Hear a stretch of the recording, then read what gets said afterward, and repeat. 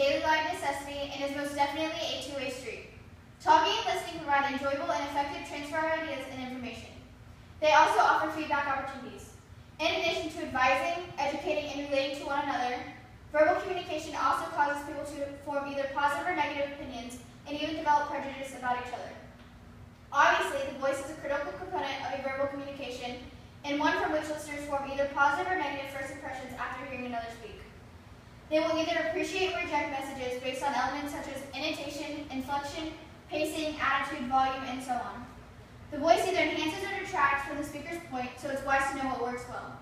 Because relationships require feedback, speakers should understand their voice's power to create positive impressions. When it comes to public speeches, good voice inflection is a must. The voice should change regularly and strategically for emphasis. Inflection also indicates a speaker's confidence and passion for the message. When presented with an interesting voice, a well-organized speech is a powerfully persuasive tool. The audience will detect confidence and passion through the speaker's tone. A monotone voice typically distracts, so listeners lose interest or focus. Generally, they will simply become bored and tune out. Voice volume should be appropriate to the circumstance, whether private or public. Speaking too loudly for the situation creates audience anxiety and negative first impression. Speaking too softly informs the audience of the speaker's lack of confidence, which equals another bad first impression. Additionally, voice clarity should be distinct and defined. Mumbling, for example, conveys the impression a speaker is confused or ill-prepared. Thankfully, using fewer words rather than more can be a presentation plus. Similar to written text that holds audience attention, speech that uses varying sentence length can manage to do the same. Speech impediments such as stuttering, stammering, cluttered speech, lisp, infantile speech, or hypernasal speech also negatively impacts a first impression because they distract away from the message and onto the messenger's physical limitations. Speech pathologists work with patients to analyze components of respiration, phonation, resonance, pitch loudness, and rate to determine how best to improve that individual's physical speaking ability.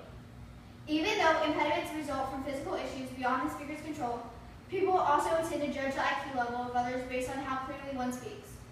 Stuttering, for example, might cause listeners to respond with either nervous laughter or pity. Many attempt to assist the speaker by finishing their thoughts. While treatable with therapies over time, often patients lose confidence in their ability to present. One could wonder how many amazing speeches are never delivered because the speakers fear rejection or prejudice. Tone creates prejudice about the speaker's intentions too. A condescending tone of voice appears arrogant or rude, and people typically reject those messages. Conversely, an encouraging tone creates interest and solid first impressions.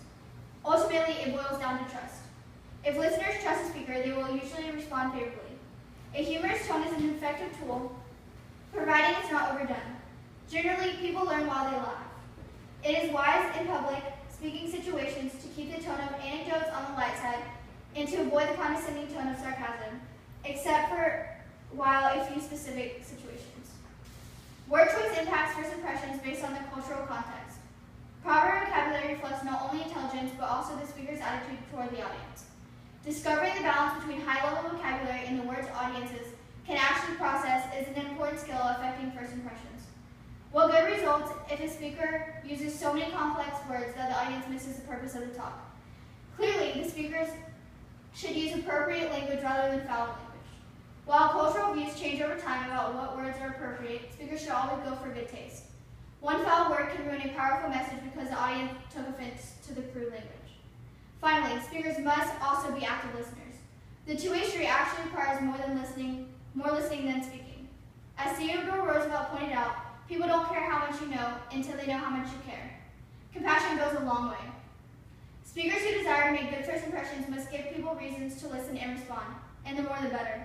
To accomplish this, they must also use posture, body positioning, movement, and solid eye contact to their advantage. Head held high with a straight stance, speakers must face their audience and maintain visual connection to convey audience confidence and present themselves as an authority. Slouching posture or downcast eyes make an audience wonder why they should even bother to listen.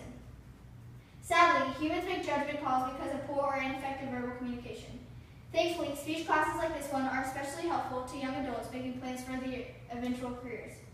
Everyone who desires to communicate effectively should become informed about, train for, and practice the fine art of verbal communication. Speech has the power of influence and first impressions matter. A skilled voice can make all the difference.